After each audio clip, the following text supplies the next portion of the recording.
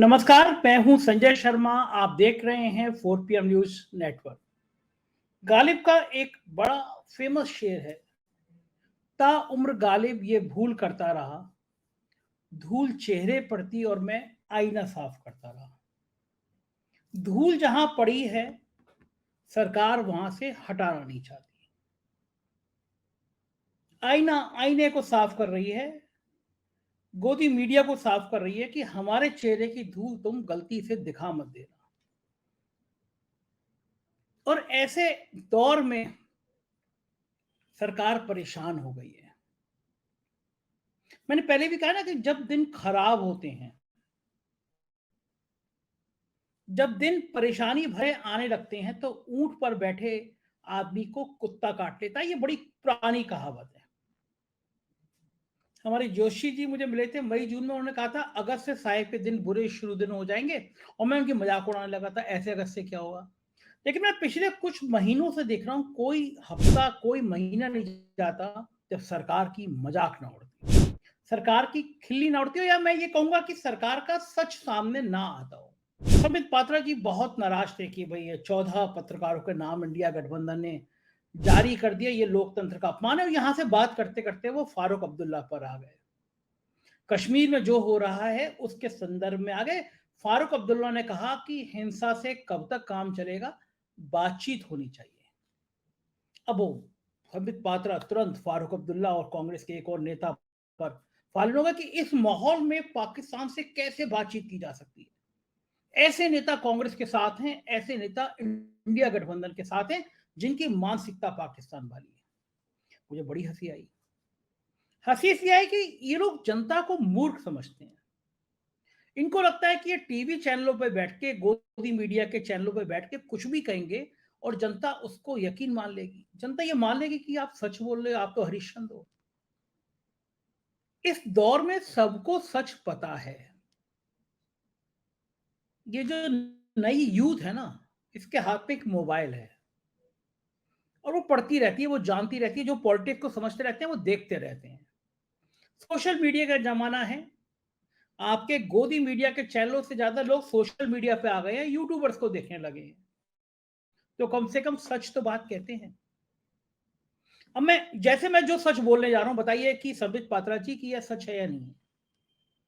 जिन फारूक अब्दुल्ला को आप आज अप्रत्यक्ष रूप से आतंकी बताने में तुले हुए हैं, ये कह रहे हैं फारूक अब्दुल्ला जैसे लोग जो पाकिस्तान का संरक्षण देते हैं, क्या अटल बिहारी वाजपेयी की सरकार में फारूक अब्दुल्ला साहब का बेटा शामिल नहीं था? क्या फारूक अब्दुल्ला की पार्टी से भारतीय जनता पार्टी का गठबंधन नहीं था अटल बिहारी वाजपेयी सरकार में? क्या इतिहास के पन्नों से ये आप अलग निकाल के रख देंगे कि आप फारूक अब्दुल्ला के सहयोगी थे और किसी को पता नहीं चलेगा? मतलब जब तक फारूक अब्दुल्ला आपके साथ रहे, तब तक वो राष्ट्रभक्त हैं, और जैसे ही उन्होंने आपका साथ छोड़ा, वो राष्ट्रद्रोही हो गए, वो पाकिस्तान के समर्थक हो गए। जैसे महाराष्ट्र के डिप्टी सीएम अजीत पवार जब तक विपक्ष में थे, तब तक वो 70-80 हजार करोड़ के घोटाले के आरोपी थे। आपके नेता चक्की पिसिंग के डायलॉग बोलते रहते थे। और जैसे ही वो भारतीय जनता पार्टी की वॉशिंग मशीन में घुसे एक तरफ से और दूसरी तरफ से निकले, तो उनके भ्रष्टाचार के सारे आरोप ना धुल गए, बल्कि तुरंत वो डिप्टी सीएम भी बन गए। इसी तरह से फारूक अब्दुल्ला जब तक आपके साथ हैं, तब तक वो राष्ट्रवादी हैं, और जैसे ही उन्होंने अगर आपका साथ छोड़ा, तो वो सबसे बड़े खलनायक हो गए, पाकिस्तान के हिमायती हो गए। संबित पात्रा जी, बड़ा सामान्य सा सवाल पूछता हूं। आपकी सरकार जो दिन रात पाकिस्तान पाकिस्तान पाकिस्तान का राग आलापती रहती है, आपके गिरिराज किशोर सिंह जैसे मंत्री जो दिन भर पाकिस्तान पाकिस्तान पाकिस्तान का सुर बजाते रहते हैं, क्या आपने अभी तक पाकिस्तान को आतंकी देश की घोषित में डालने की कोई पहल करी है, या फिर हमारे देश के शत्रु राष्ट्र के रूप में घोषित करने की कोई पहल की है? नहीं की है ना। आपके पाकिस्तान से व्यापारिक रिश्ते सारे खत्म कर दिए जाएं, इसकी कोई पहल की है? नहीं की है ना। आप पाकिस्तान के साथ क्रिकेट मैच खेल रहे हैं, आप पाकिस्तान से गलभैया कर रहे हैं। क्रिकेट मैच फिर होने वाला है भारत पाकिस्तान का, और आप चाहते हैं कि अगर फारूक अब्दुल्ला ने कह दिया कि पाकिस्तान से बात होनी चाहिए, या फिर ये कह दिया कि हिंसा का रास्ता हिंसा नहीं है, बातचीत है, तो वो पाकिस्तान के विरोधी हो गए। संबित पात्रा जी, 2014 में ले चलता हूं मैं आपसे।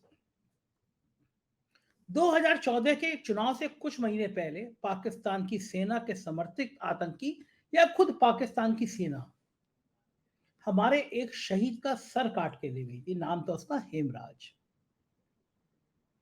तब चुनावी जनसभा में हमारे प्रधानमंत्री जी ने, यशस्वी प्रधानमंत्री जी ने घूम घूम कर कहा था कि ऐसे कैसी नामर्द सरकार है, ऐसी कैसी बुजदिल सरकार है जो हमारे एक सैनिक का सर काट के ले गई और हम बैठे हैं।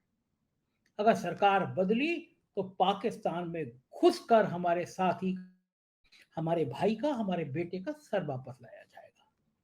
पूरा देश बड़ा खुश था कि कम से कम कोई व्यक्ति ऐसी बात कर रहा है। सरकार आ गई तो पाकिस्तान में घुसेगा और हेमराज जी का सिर वापस ले आएगा। ये देश के आन बान शान का सवाल था। राष्ट्र के नाम पर, देश की शान के नाम पर पूरा देश एक हो जाता है। लिहाजा मोदी जी 2014 में आ गए प्रधानमंत्री पर। हेमराज के परिवार की खुशियों को ठिकाना नहीं था। उत्तर प्रदेश में ही रहते हैं वो।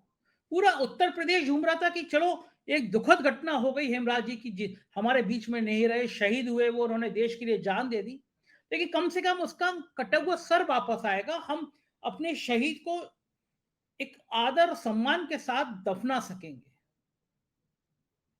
पूरे परिवार को मिट्टी चेहरा तो देख सकेंगे। लेकिन पाकिस्तान से आया, सर नहीं आया।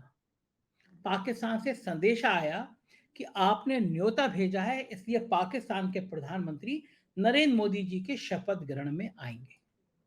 यानी जिन्होंने हेमराज का सर कटवाने में जिनकी भूमिका थी, हेमराज का सर ले जाने में जिनकी भूमिका थी, उस कातिल को आपने न्योता दिया।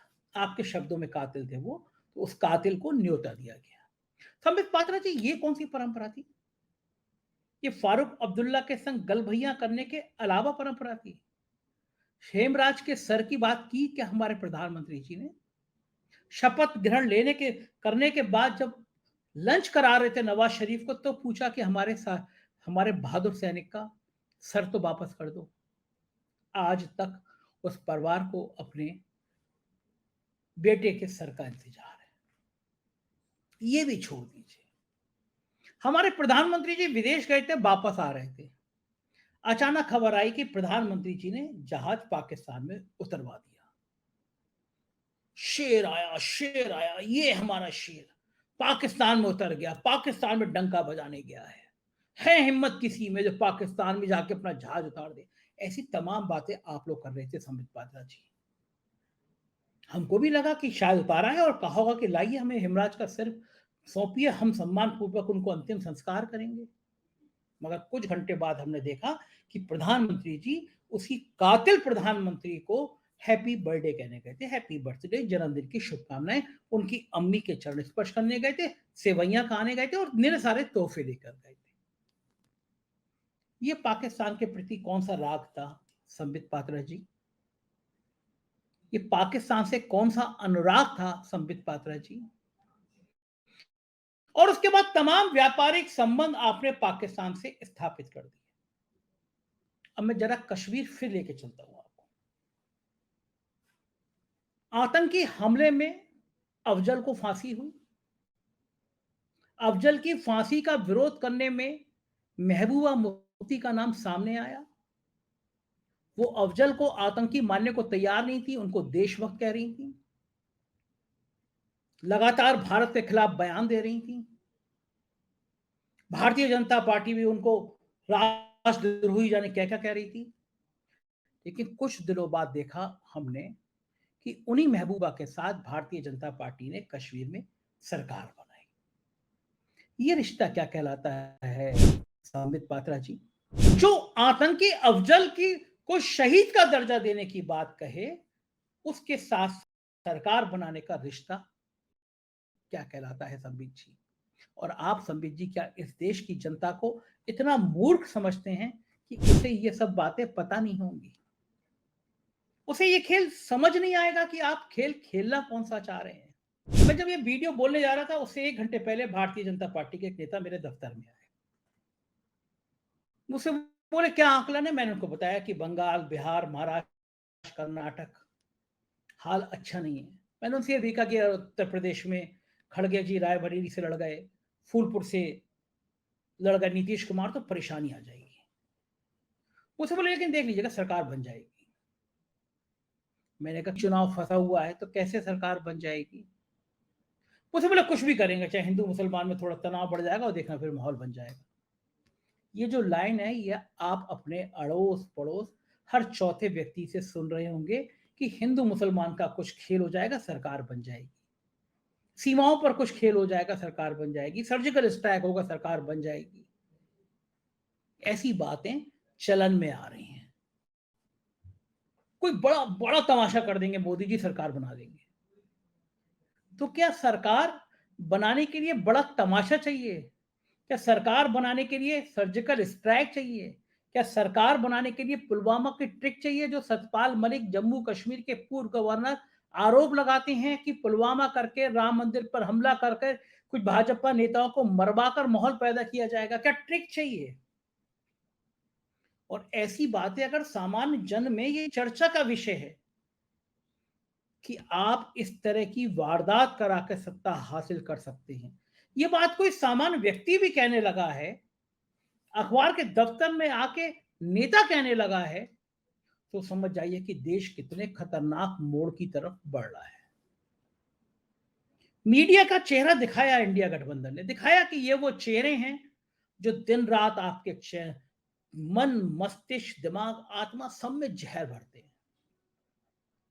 दिखाया गया कि वो 14 लोग हैं जो इस देश को बांटने की कोशिश करते हैं और आज से कांग्रेस और पूरे इंडिया गठबंधन का कोई प्रतिनिधि इनके शो में नहीं जाएगा। तिलमिला गए बीजेपी, संबित पात्रा जी आ गए, बड़ा बुरा। पिछले 7 सालों से रवीश का बायकॉट कर रखा था, कोई भारतीय जनता पार्टी का नेता रवीश के शो में नहीं जाता था। क्या वो आपको देख के समझ नहीं आया? सुना यह जाता है कि एबीपी चैनल जो कुछ दिन पहले रूप का लियाकत जी के समय में बड़ा भक्ति काल के गीत गाता था, मौका देखकर उसने माहौल देखकर समझ गया कि अब देश की जनता का मूड बदल रहा है और सत्ता बदल गई तो हम कहीं के नहीं रहेंगे। इस नाते से उसने अपने तेवर थोड़े से कड़े किए। संदीप चौधरी जी उसके शो करने लगे, शो में तीखे तीखे सवाल पूछने लगे। बताया जाता है कि भारतीय जनता पार्टी ने अपने नेताओं से कह दिया कि संदीप के शो में नहीं जाओगे, अघोषित रूप से कह दिया, रिकॉर्ड नहीं है लेकिन मौके कह दिया। ये काम बीजेपी बड़ी सफाई के साथ करती है। ये क्या लोकतंत्र है? आपने आपके इन कर्मों के कारण ये जो टीवी चैनल हैं, ये देश की 80% जनता ने देखना बंद कर दी। उनको पता है कि टीवी चैनल पे क्या आ रहा होगा। टीवी चैनल पे आ रहा होगा एक दाढ़ी वाला मुल्ला मौलाना साहब, सुना है कि उनको 5,000 हजार या 10,000 रुपए लेके बुलाया जाता है।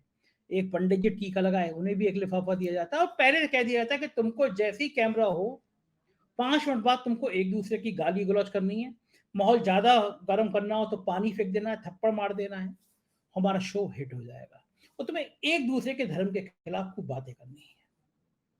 यह मानसिकता परोसी जा रही है, दी जा रही है, देश में दी जा रही है। अंबानी जी के चैनल दिन भर हिंसा की बातें करते हैं, इसलिए कि किसी भी तरह 2024 का चुनाव जीतना है, जो महाराष्ट्र में, बंगाल में, बिहार में, कर्नाटक में फंस गया है। उत्तर प्रदेश में योगी आदित्यनाथ की नाराजगी को लेकर चर्चा है कि योगी जी को गुल ना खिला दें। पता चला कि यूपी से भी साहब का डिब्बा गोल हो जाए। तो ऐसे में किया गया जाए, कौन सा ताना बाना बुना जाए, कौन सा षड्यंत्र बुना जाए, इसकी चर्चा लखनऊ से दिल्ली तक, दिल्ली से कलकत्ता तक हो रही है। चर्चा इस बात की भी है कि इस सत्र में, विशेष सत्र में कुछ चौंकाने वाला फैसला लिया जाएगा, जिसको ट्रिक कहते हैं, जिसको चुनाव जीतने की रणनीति कहते हैं। लेकिन क्या एक रणनीति सब पे भारी पड़ जाएगी? जनता का पेट्रोल डीजल की कीमतें दे दे के दम निकल गया है। अंतर्राष्ट्रीय स्तर पर पेट्रोल डीजल सस्ता है, तब भी भारत में सस्ता नहीं किया जा रहा है। एक साजिश के तहत नहीं किया जा रहा है। क्या जनता भूल जाएगी? सिलेंडर 400 रुपए से 1200 रुपए तक ले जाइए, फिर 200 रुपए कम कर दीजिए, अभी भी सिलेंडर इतना महंगा है, जनता भूल जाएगी। महंगाई ने कमर तोड़ दी है। मध्यम वर्गीय परिवार जो मोदी जी का दीवाना था, जो भगवान विष्णु कहता था, उसके हाल खराब हो गए। महंगाई ने जीने के लिए कहीं कोई कुछ छोड़ा ही नहीं है। लेकिन आप सोच रहे हैं कि आपकी ट्रिक आपको शिखर तक ले जाएगी, आपको चुनाव जिता देगी। तो हजूर, अब गंगा में पानी बहुत बह चुका। अब लोगों को समझ आ चुका कि दरअसल आपके खेल क्या है, और आपके खेल के पीछे खेल क्या है। आप कैसे पाकिस्तान को गाली देते हैं, दूसरी तरफ से पाकिस्तान को गले लगाते हैं। धारा 370 हटने के बाद कश्मीर उबल रहा है। मैं गया था, अभी 10 दिन पहले कश्मीर गया था, परिवार के साथ गया था। जिन इलाकों में ये मुठभेड़ हुई है, मैं कल उसके फोटो दिखाऊंगा, मैं वहां गया था। वहां का जनमानस नाराज है, क्योंकि उसकी बात कोई सुनने वाला है नहीं। कहा गया था तत्काल चुनाव कराए जाएंगे, चुनाव हो नहीं रहे हैं। कश्मीर के लोगों की बात सुनी नहीं जा रही है। तो ऐसे माहौल में क्या होगा? ऐसे माहौल में फिर चीजें खराब होंगी, क्योंकि आप कोई वार्ता करने की जगह ही नहीं है।